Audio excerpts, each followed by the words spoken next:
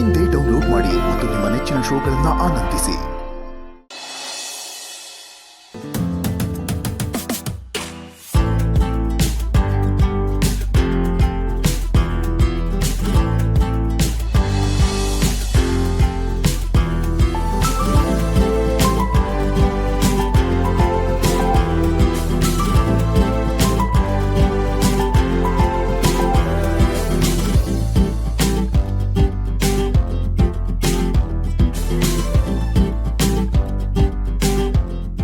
Madam ಅವರೇ, ಎಷ್ಟು ಅಂತ ಕೆಲಸ ಮಾಡ್ತೀರಾ ಮೇಡಮ್ ಅವರೇ?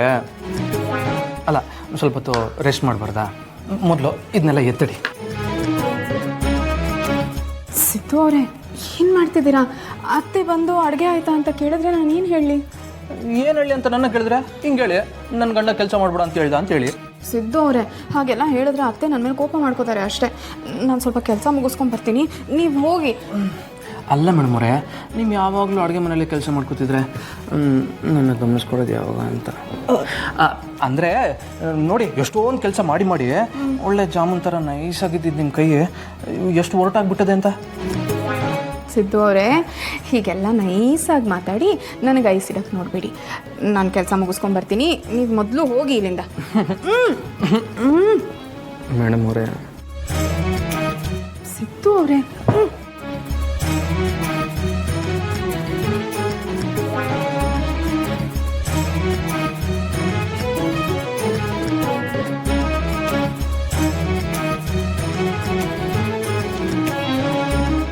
ನಾನು ನಿಮ್ಮನ್ನು ಮದುವೆ ಆಗಿದ್ದು ಹೋಗೋದಕ್ಕಲ್ಲ ಮೇಡಮ್ ಅವರೇ, ಹಿಂಗೆ ಗಟ್ಟಿಯಾಗಿ ತಪ್ಕೊಳ್ಳೋದಕ್ಕೆ.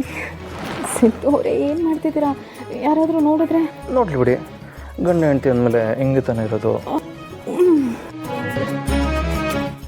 ಸಿದ್ದು ಅವರೇ ನೋಡಿ, ಈಗ ನನಗೊಂದು ಕೊಟ್ಟರೆ ನಾನು ಇಲ್ಲಿಂದ ಹೋಗ್ತೀನಿ, ಇಲ್ಲಾಂದರೆ ಬಿಡೋದಿಲ್ಲ.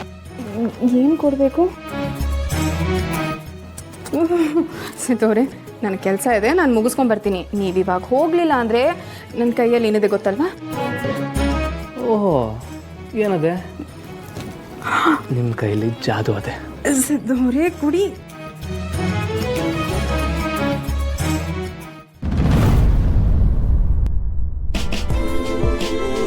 ಸಿದ್ದು ಅವರೇ, ಒಂದು ನಿಮಿಷ ನನ್ನ ಮಾತು ಕೇಳಿ. ಸಿದ್ದು ಅವರೇ, ನೀವು ಹಿಂಗೆ ಹೋಗ್ಬಿಟ್ರೆ ನಾನು ಬಿಟ್ಬಿಡ್ತೀನಾ? ನಾನು ನೋಡಿದ್ರೆ ಇಲ್ಲಿ ಇಷ್ಟೆಲ್ಲ ಒದ್ದಾಡ್ತಾ ಇದ್ದೀನಿ, ಇವರಿಬ್ರು ಆರಾಮಾಗಿ ರೊಮ್ಯಾನ್ಸ್ ಮಾಡ್ಕೊಂಡಿದ್ದಾರೆ. ಇಲ್ಲ, ಇವ್ರ ಖುಷಿಗೆ ಒಂದು ಅಂತ್ಯ ಹಾಡಲೇಬೇಕು.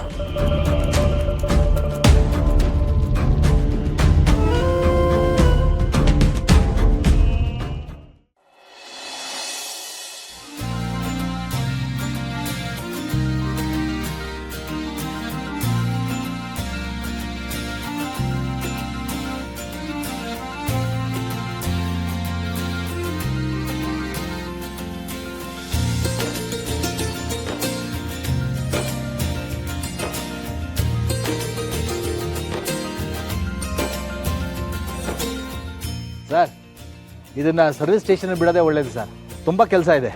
ಸರ್ವಿಸ್ ಸೆಂಟರ್ ನಿಮ್ ಕೈಲೇ ರಿಪೇರಿ ಆಗಿದ್ ಗಾಡಿ ಸೀನಣ್ಣ ಇದು. ಲಾಸ್ಟ್ ಟೈಮು ನೀವೇ ಅಲ್ವಾ ರೆಡಿ ಮಾಡಿದ್ದು? ನಾನು ಮತ್ತೆ ನಿಮ್ ಕಂಪನಿಗೆ ಬಿಟ್ಟಿದ್ದೆ, ನೀವ್ ಅಲ್ಲಿ ಇರ್ಲಿಲ್ಲ. ಯಾರು ಸರಿಯಾಗಿ ರಿಪೇರಿ ಮಾಡಿಲ್ಲ ಅನ್ಸುತ್ತೆ, ಅದಕ್ಕೆ ಕೈ ಕೊಡ್ತಾನೆ ಇತ್ತು. ನೀವು ಹೊಸದಾಗಿ ಗ್ಯಾರೇಜ್ ಮಾಡಿದೀರ ಅಂತ ಗೊತ್ತಾಯ್ತು, ಅದಕ್ಕೆ ಸೀದಾ ಇಲ್ಲಿಗೆ ಬಂದೆ ಸೀನಣ್ಣ. ಇದು ನಿಮ್ಮ ಮಾತೆ ಕೇಳೋದು, ನೀವೇ ಸರಿ ಮಾಡ್ಬೇಕು. ಓಹೋ, ಸರಿ ಸರ್, ನೋಡ್ತೀನಿ. ಅಲ್ಲ ಸೀನಣ್ಣ, ನಿಮ್ ಕೈಯಲ್ಲಿ ರೆಡಿ ಆಗ್ದಿರೋ ಗಾಡಿನೇ ಇಲ್ಲ.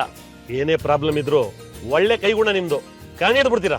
ಇಷ್ಟು ಚೆನ್ನಾಗಿ ಕೆಲಸ ಗೊತ್ತಿರೋ ನೀವು ಯಾಕೆ ಹೊಸದಾಗಿ ಒಂದು ಸರ್ವಿಸ್ ಸೆಂಟರ್ ಓಪನ್ ಮಾಡಬಾರ್ದು?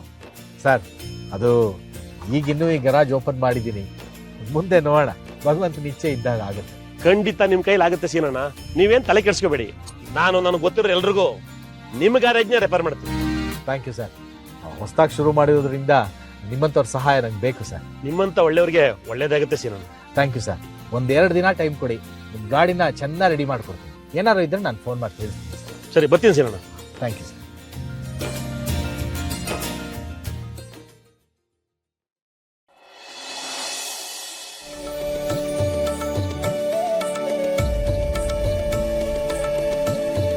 ಯಜಮಾನ್ರೆ, ಪೋಸ್ಟ್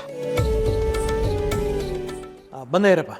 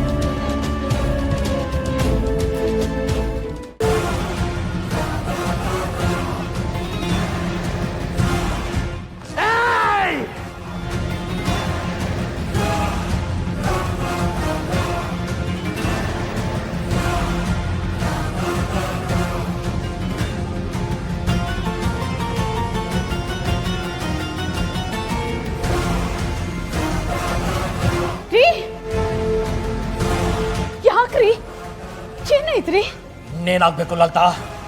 ಅವಳು ಮತ್ತೆ ನೋಟಿಸ್ ಕಳಿಸಿದ್ದಾಳೆ. ಅವಳು ಪಾಲಿನ ಆಸ್ತಿ ಅವಳಿಗೆ ಬೇಕಂತೆ. ಇಲ್ಲ ರೀ, ನಮ್ಮ ಲಕ್ಷ್ಮಿ. ನೀನು ಅವಳು ಪರ ವಹಿಸ್ಕೊಂಡು ಮಾತಾಡಬೇಡ. ನನ್ನ ಕೋಪಕ್ಕೂ ಒಂದು ಮಿತಿ ಇದೆ. ಆಮೇಲೆ ಏನಾಗುತ್ತೆ ಅಂತ ನಿನಗೆ ಗೊತ್ತೇ ಇದೆ ಅಲ್ವಾ? ಆಸ್ತಿಗೋಸ್ಕರ ಇಷ್ಟು ಕೀಳ್ಮಟ್ಟಿ ಕೇಳಿತಾಳೆ ಅಂತ ಗೊತ್ತಿರಲಿಲ್ಲ. ಎದುರಿಗೆ ಬಂದು ಆಸ್ತಿ ಪಾಲು ಕೇಳಿದ್ದಿದ್ರೆ ಸಂತೋಷ ಕೊಟ್ಬಿಡ್ತಿದ್ದೆ. ಅದೆಲ್ಲ ಬಿಟ್ಟು ಇಷ್ಟೆಲ್ಲ ನಾಟಕ ಯಾಕೆ ಮಾಡಬೇಕಿತ್ತು? ಎದುರಿಗೊಂದು ಬಣ್ಣ, ಹಿಂದುಗಡೆ ಒಂದು ಬಣ್ಣ, ಎರಡು ತಲೆ ಹಾವು ಅವಳು. ನೋಡಿ, ಸ್ವಲ್ಪ ಸಮಾಧಾನ ಮಾಡಿ. ಸಮಾಧಾನ? ಎಲ್ಲಿಂದ ಸಮಾಧಾನ? ಒಂದೇ ತಾಯಿ ಹೊಟ್ಟೆಲ್ ಹುಟ್ಟಿದ್ರು ಮೇಲಿಂದ ಮೇಲೆ ಅವಮಾನ ಮಾಡ್ತಿದ್ರೆ ಹೇಗೆ ಸಮಾಧಾನ ಮಾಡ್ಕೊಳ್ಳಿ? ನೋಡಿ, ಸ್ವಲ್ಪ ಸಮಾಧಾನವಾಗಿ ನನ್ನ ಮಾತನ್ನ ಅರ್ಥ ಮಾಡ್ಕೊಳ್ಳಿ. ನೀವು ಒಂದೇ ಒಂದ್ಸಲ ಅವಳಿಗೆ ಫೋನ್ ಮಾಡಿ ಅವಳ ಹತ್ರ ಮಾತಾಡ್ಬಿಡಿ.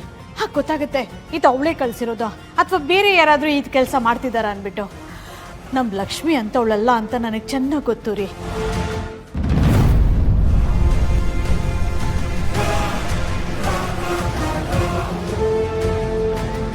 ಬೇರೆ ಯಾಕೆ ಕಳಿಸ್ತಾರೆ? ನೋಡ, ಇಲ್ಲಿ ಅವಳೇ ಸಹಿ ಮಾಡಿ ಕಳ್ಸಿರೋದು. ಅವಳೇ ಇದು. ಅವಳು ಕೇಳಿದೆ ಹೇಗೆ ಕಳಿಸ್ತಾರೆ? ಅವಳೇ ಕಳಿಸಿರೋದು. ನಾನು ಇದಕ್ಕೆಲ್ಲ ಸುಮ್ಮನೆ ಬಿಡೋದಿಲ್ಲ. ಲಾಯರ್ನ ಹೇಳ್ತಿ, ಅವಳನ್ನ ಕೋರ್ಟಿಗೆ ಎಳಿತೀನಿ. ರೀ, ಏನ್ರಿ ಮಾತಾಡ್ತಾ ಇದ್ದೀರಾ? ಸರಿಯಾಗಿ ಮಾತಾಡ್ತಿದ್ದೀನಿ. ಅವಳು ಕೋರ್ಟ್ ಕಟಕಡೆಗೆ ಬಂದು ನಿಂತ್ಕೊಳ್ಳಿ. ಆಗ ಅವಮಾನ, ನೋವು ಏನು ಅನ್ನೋದು ಅವಳಿಗೂ ಅರ್ಥ ಆಗುತ್ತೆ.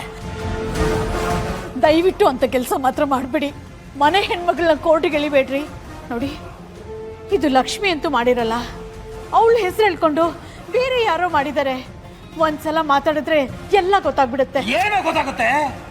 ಅವಳಿಗೂ ಗೊತ್ತಾಗುತ್ತೆ.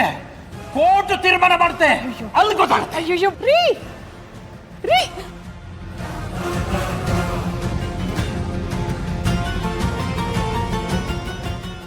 ಅಯ್ಯೋ ದೇವ್ರೆ, ಎಲ್ಲ ಸರಿ ಹೋಯ್ತು ಅನ್ನೋಷ್ಟರಲ್ಲಿ ಇದೇನಪ್ಪ ಆಗ್ತಿದೆ?